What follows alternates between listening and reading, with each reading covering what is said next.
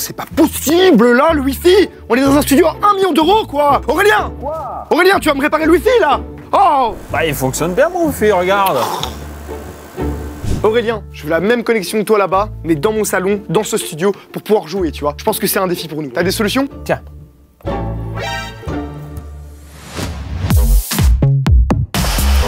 Salut à tous, on se retrouve pour un nouvel épisode de On n'est pas des Yankees en compagnie de Mathis. Le Wi-Fi c'est important, c'est la vie, franchement on peut pas faire sans. D'ailleurs faut pas confondre, une connexion rapide ne veut pas dire forcément un Wi-Fi rapide et un Wi-Fi rapide ne veut pas dire que vous allez avoir une bonne connexion à Internet. Aujourd'hui on va améliorer le Wi-Fi étape par étape avec des astuces pratiques, gratuites et qui seront faciles à mettre en place. Ça me plaît. Moi aussi. Et ce n'est jamais que le premier épisode d'une série consacrée au Wi-Fi où on va essayer étape par étape d'arriver au meilleur Wi-Fi de la planète entière. Donc c'est parti, commençons. Message du ministère des Yankees. Nous interrompons ce programme pour un message spécial du ministère des Yankees. Le Wi-Fi n'est pas Internet et Internet n'est pas le Wi-Fi. Ne faites pas la confusion. Chaque année, des millions de geeks en Belgique souffrent de ce problème. Arrêtez de faire la confusion, c'est sauver un geek en Belgique. Agissez dès maintenant. Merci à tous. Ceci était un message du ministère des Yankees. Avant de passer aux best practices et aux choses à faire pour améliorer son Wi-Fi, énumérons quand même les choses qu'il faut éviter. Par exemple, ne pas payer sa facture, n'est-ce pas? Ça m'arrive souvent. Je l'ai pas encore payé ce mois-ci, moi. Tu rentres chez toi le soir et il n'y a rien qui charge, t'appelles Proximus et ils disent « Ah oui, ça va prendre 48 heures. Et en fait, c'est juste parce que t'as pas payé ta facture. » Ouais, mais si tu me payes pas et que t'as plus de Wi-Fi, c'est un truc de Yankee. Mais t'es pas Yankee. Bah si tu payes pas, t'es plus Yankee quoi. Bah oui, t'es plus client. Mais si tu payes, t'es un peu Yankee aussi. Bah oui, t'es un Yankee si tu payes. Du coup, c'est un truc de Yankee. C'est compliqué. Passons au réseau à vide. Il y a aussi certaines personnes parfois qui ont un petit peu peur du réseau Wi-Fi et qui disent que du coup c'est une bonne idée de mettre une cage de Faraday au-dessus du modem, que ça va soi-disant les aider. Bah en réalité, ça va les aider. Ça va couper le Wi-Fi, il y aura plus d'onde qui passera. Alors tu l'éteins. Oui, tu éteins le Wi-Fi, c'est plus simple. Sérieusement, un truc que j'ai vu sur internet, c'est des gens qui prennent juste des paniers en métal, ils le coupent et puis ils vendent ça comme cage de Faraday, x3 le prix. Ça c'est vraiment un truc de Yankee. C'est même un truc de Jompi. Ouais, de Jompi. On devrait faire une émission, on n'est n'est pas des Jompi. Un parallèle à ça, c'est de ne pas mettre votre routeur Wi-Fi dans un objet métallique, par exemple une armoire métallique ou même derrière une TV, parce que dans les TV, vous avez souvent des plaques de métal qui peuvent en bloquer une partie du signal de Wi-Fi. Ça fait cage de Faraday encore une fois. Et en réalité, même plus largement, c'est une mauvaise idée de le mettre dans une armoire, dans une commode ou par exemple dans un local technique. Dès que c'est fermé, ça va déjà diminuer et atténuer le Wi-Fi. Mais de toute façon, enfermer son modem et faire en sorte qu'il soit mal aéré, c'est une mauvaise idée car il chauffe et ça pourrait brider votre connexion. Et d'ailleurs, parallèle à la première vidéo où on a nettoyé des PC, vous pouvez nettoyer votre routeur Wi-Fi juste en soufflant par-dessus. Il y a souvent des petits trous et ça enlèvera les poussières qui le font chauffer. Laissez-le respirer quoi. Pas besoin de l'ouvrir par contre. Ça paraît bête comme ça, mais la position a un rôle très important sur la vitesse de votre Wi-Fi. Tu parles de cette position-là? Est-ce que c'est une référence à Jojo?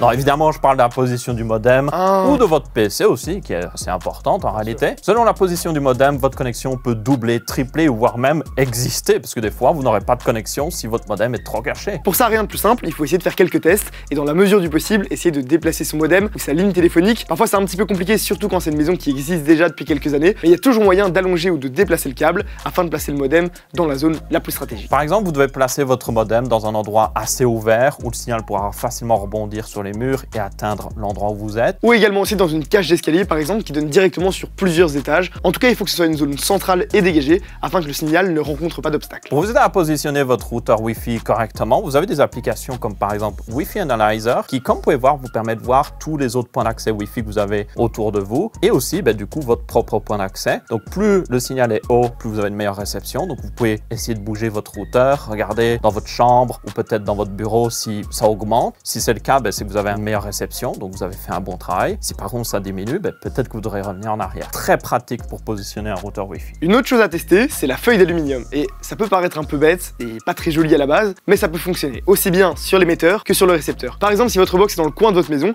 vous pouvez mettre une feuille d'aluminium dans la direction où vous ne voulez pas que ça aille, afin de diriger et d'essayer de faire en sorte que le signal rebondisse là où vous en avez besoin. Et d'ailleurs, tenez-en compte, le signal Wi-Fi va rebondir aussi sur les murs et vous pouvez utiliser ça à votre avantage. Et par exemple sur le récepteur, votre PC gamer par exemple, exemple, si vous avez des antennes Wi-Fi, vous pouvez faire une sorte de parabole en aluminium afin qu'il y ait un maximum de signal qui converge vers cette antenne. C'est pas ce qu'il y a de plus esthétique, mais ça marche en théorie. Théoriquement, ça marche, donc pourquoi pas essayer. Et d'ailleurs, tant qu'on parle d'antennes du PC, eh bien c'est super important de bien les positionner. En général, vous avez des antennes à l'arrière du PC. Vous pouvez aussi avoir une clé Wi-Fi que vous allez pouvoir déplacer ou carrément une antenne déportée. Et dans ce cas-là, il faut essayer de la placer au mieux. Et si votre PC est peut-être à votre droite et qu'il y a plein de murs et que vous êtes entre le PC et le routeur Wi-Fi, vous pourriez peut-être le mettre à gauche plutôt pour avoir un meilleur signal. Et dans le cas d'une clé Wi-Fi, au lieu de la brancher à l'arrière, la brancher à l'avant si c'est plus direct, ça évite d'avoir le bureau ou d'autres meubles qui bloquent. Au passage, vous avez dû déjà voir un routeur Wi-Fi avec des petites antennes qui ressortent. Si vous en avez plusieurs, c'est bien d'en avoir une verticale mais aussi une horizontale parce que les antennes de vos appareils peuvent être aussi soit verticales ou soit horizontales. Par défaut, toutefois, je mettrai toujours verticale. Impossible de parler de la Wi-Fi sans parler de l'E-fréquence. Hein? Quoi? Message du ministère des Yankees. Nous interrompons à nouveau ce programme pour un nouveau message du ministère des Yankees. Le Wi-Fi, c'est le Wi-Fi. Ne dites pas la Wi-Fi. Chaque année, des millions de geeks souffrent de ce problème de français. Arrêtez dès maintenant et sauvez des geeks. Toi, t'es viré, casse-toi. J'ai pas fait exprès. Ouais, allez, merci à tous. Ceci était un message du ministère des Yankees. Les modems diffusent du Wi-Fi sur deux bandes, le 2,4 GHz et le 5 GHz, et depuis peu même une troisième, le 6 GHz. Qui est d'ailleurs introduit avec le Wi-Fi 6. Et pour ceux qui ne savent pas, plus vous avez une fréquence basse, mieux ça pénètre les murs, mais plus la fréquence est haute, plus vous avez du débit. Donc c'est une sorte de jeu d'équilibrage. C'est mieux d'être sur le 5 GHz, mais des fois vous capterez moins bien. C'est exactement comme le son en fait. Les basses fréquences se font plus ressentir dans les murs et sur une longue portée, alors que les hautes fréquences sont plus vite arrêtées. Et si vous êtes client Proximus, bon, on n'a pas trop le choix en réalité, ils sont passés au Wi-Fi 5 GHz depuis quelques années, mais on va attendre encore pour le 6 GHz. À mon avis, peut-être 2025, 26. Et c'est la même chose chez vous, et chez nous, enfin chez tout le monde. Chez vous, chez toi, chez moi, chez vous French Hardware. Oui, chez nous. Ah ok, oui, chez vous. Mais chez vous aussi. C'est clair. En principe, si vous avez encore le modem de votre fournisseur d'accès Internet, vous aurez soit du 2,4 ou du 5 GHz. Et ces deux réseaux seront séparés, donc vous aurez un 2,4 et un 5 GHz. Donc si vous voulez plus de portée, il vaut mieux passer sur le 2,4. Mais si vous voulez pas gérer ça, parce que c'est un peu embêtant, vous pouvez aussi les combiner sur la plupart des modems et du coup profiter de la meilleure bande passante quand vous êtes à côté et de la meilleure portée quand vous êtes plus loin. Et d'ailleurs, faites attention parce que si sur un appareil vous avez plusieurs réseaux d'enregistrés, eh bien le switch n'est pas automatique. En fait, il va attendre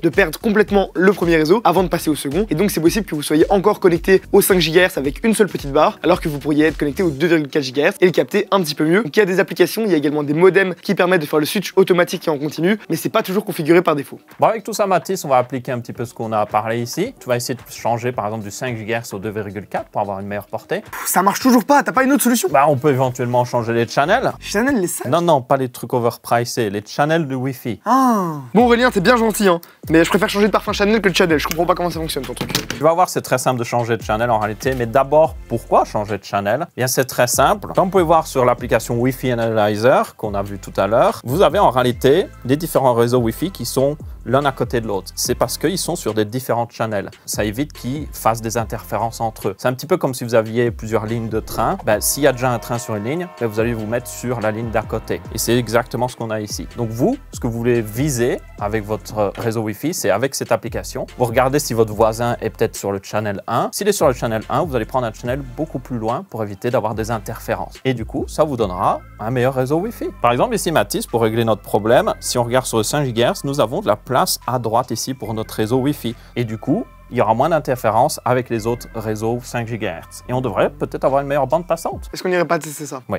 Donc là, vous devez juste entrer dans votre navigateur 192.168.1.1 et vous aurez un écran de connexion. Vous pouvez entrer le mot de passe. Et la plupart du temps, ce mot de passe est sur votre routeur Wi-Fi Proximus, par exemple. Et après, on a juste à aller dans les paramètres du Wi-Fi. Donc là, on va cliquer sur le petit icône d'engrenage. Et pour le Wi-Fi 2,4 GHz, on peut ensuite choisir le channel. Par défaut, normalement, il est en auto et il choisit automatiquement un canal, un channel, qui est libre et sur lequel il n'y a pas d'autres Wi-Fi déjà présents. Et ça fait un assez bon travail par défaut, mais bon. Et du coup, on peut choisir exactement le channel qu'on veut. Donc là, je peux aller sur le 8, par exemple, ou je peux aller sur le 1. Là, on va regarder directement l'application pour voir quel channel choisir. Donc là, on peut voir qu'il y en a beaucoup ici. On en a un peu au milieu. Et un peu moins vers la fin, je dirais vers le 14, ce serait le meilleur. Vas-y, mets à 14. Ça s'arrête à 13. Mets à 13, alors. Sauvegarder. Donc là, normalement, il a rebooté votre Wi-Fi. Ça peut prendre un peu de temps. L'interface de chez Proximus n'est pas la plus rapide. Et maintenant, notre réseau Wi-Fi, normalement, est sur le bon channel. On peut aller voir. Du coup, comme tu peux voir, Mathis, notre réseau Wi-Fi maintenant est dans une plage un peu plus libre et qui devrait nous donner une meilleure connexion. Et en plus, c'est le 2,4 GHz. Bon, Aurélien, moi je vais tester ça. Je vais lancer un petit speed test. Je vais essayer de charger ma vidéo. Pendant ce temps-là, explique un peu aux gens les nouvelles normes Wi-Fi, là, Wi-Fi 6 et tout ça. D'accord, let's go. Le nouveau Wi-Fi est arrivé et son nom, c'est le Wi-Fi 6 et 6E. Merci. Ça paraît anodin, mais cette nouvelle norme apporte son lot de nouveautés assez importantes. La première nouveauté est la gestion de beaucoup plus d'appareils par rapport aux anciennes normes Wi-Fi. C'est la première norme qui a été designée pour gérer autant d'appareils connectés en même temps. La quantité d'objets connectés a augmenté de manière drastique, que ce soit des ampoules connectées, des prises connectées, des appareils qui permettent de vous répondre, il y en a de plus en plus. Il fallait donc bien une nouvelle norme pour gérer tous ces appareils connectés dans votre maison. La deuxième nouveauté de ce Wi-Fi 6 est l'augmentation de la bande passante qui va vous permettre d'avoir de meilleurs débits, par exemple quand vous transférez des fichiers. Et ça, on le sait, c'est de plus en plus important. Le Wi-Fi 6E va encore plus loin, car il apporte un Wi-Fi encore plus rapide et plus puissant avec la nouvelle fréquence 6.0 GHz. Pour faire simple, vous pouvez combiner le 5 GHz et le 6 GHz ensemble pour avoir encore plus de bande passante et de puissance. Et ça fait plaisir. Autre avantage, le 6 GHz n'est pas utilisé et du coup, il n'y a aucune interférence si vous avez un de ces nouveaux routeurs, pour l'instant. Tout ça, c'est très bien, mais en Belgique, tous les modems que vous avez fournis avec votre connexion Internet ne supportent même pas le Wi-Fi 6 normal. Et puis, ça sert à rien si vous n'avez pas les appareils compatibles, que ce soit un smartphone, tablette ou votre ordinateur. Mais évidemment, les nouveaux appareils qui sortent à l'heure actuelle, et même la PlayStation 5, supportent déjà le Wi-Fi 6.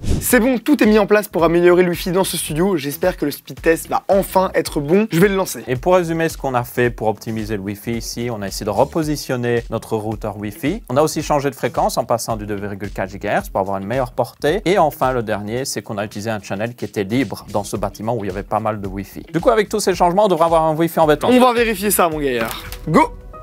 Ah, ça fonctionne pas. Ça se connecte, patient. C'est cassé, Aurélien, tu m'as menti? Ah, c'est connecté.